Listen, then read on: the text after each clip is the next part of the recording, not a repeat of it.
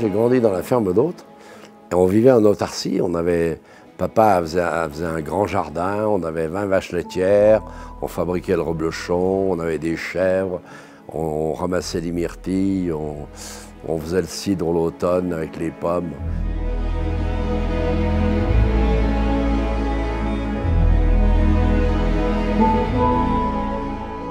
Ce qui était formidable, c'est que mon grand-père, qui était un avant-gardiste, disait « Écoutez ce qu'on vous dit.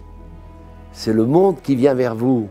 Écoutez ce qu'on vous dit. » C'était un communiste anticlérical, mais c'était un type extraordinaire. Parce qu'il a fait venir l'école laïque à Manigot, à 6 km. Et quand j'avais 6 ans, je faisais 6 km le matin, 6 km le soir. On ramassait l'environnement. Quand on arrivait à l'école, on allumait le feu avec les pommes de pin, avec les croisons, les branches sèches. On ramenait tout ça dans le sac dans notre sac. On allumait le feu. Et à 11 h, derrière nous, il y avait la maman de l'instituteur qui commençait à faire cuire le potage.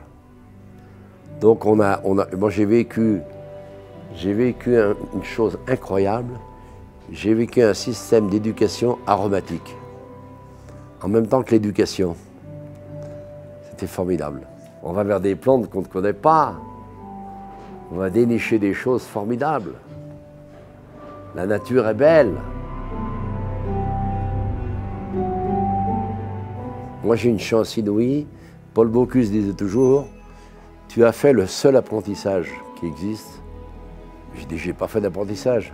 Je suis autodidacte. » Oui, mais tu as fait l'apprentissage de la vie paysanne.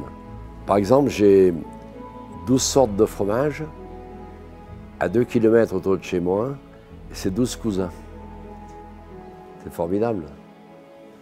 Donc bah oui, c'est le résultat du monde rural.